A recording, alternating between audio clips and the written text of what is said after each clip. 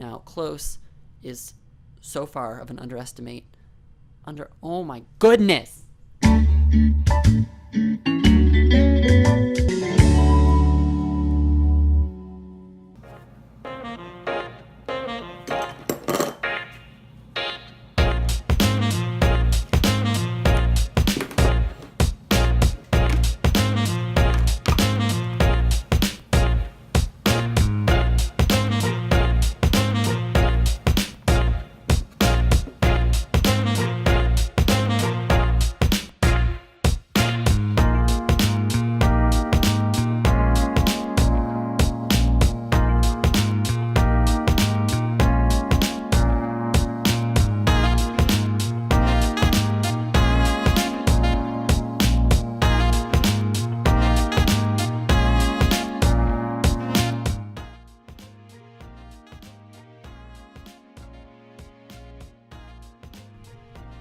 Hello everyone and welcome back to my channel. So if you saw, I'm kind of testing out something new with my channel, just how I edit videos, see if I like the background music playing before the video actually starts.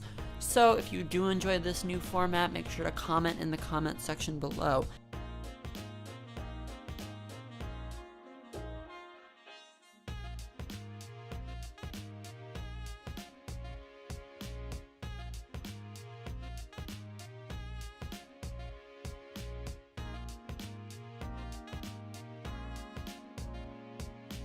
I decided to do a 5 marker challenge today. It's not as well known as a 3 marker challenge, but it's just as fun and it follows the same rules. So as the name suggests, I randomly picked 5 markers. I threw all my Copic chows and sketches, which made a total of 13 markers, into my white tub, covered it with some cloth, and shut my eyes. And I reached around in there until I found 5 markers. Now you may be thinking, well, they're different shapes. Well, yes, and I took that into account because I only grabbed chows.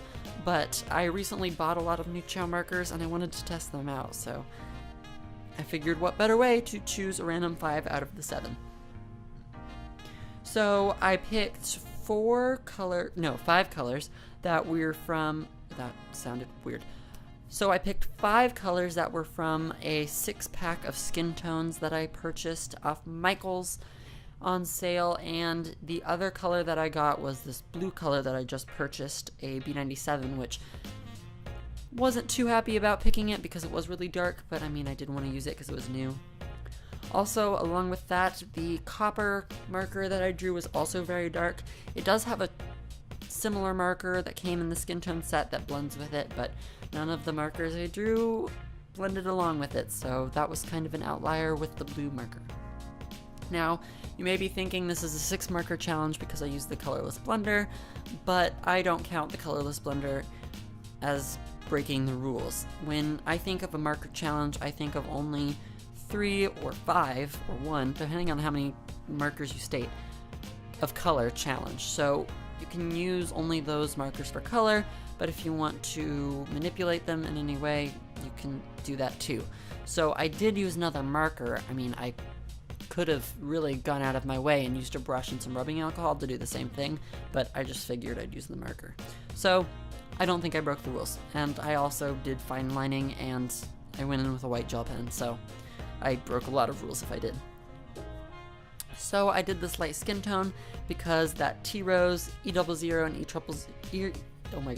E000 blend really well together, so it makes a really nice skin tone. I just kind of outline the areas I want to shade or make darker with the lightest tone first, then I go over that again with the medium tone and just add in some accents to those areas with the darkest tone, and then I go over all of it most of the time to create a nice smooth skin tone, but sometimes if I want to leave a pure white highlight, I blend it out using that colorless blender. Oh my gosh, I'm dying.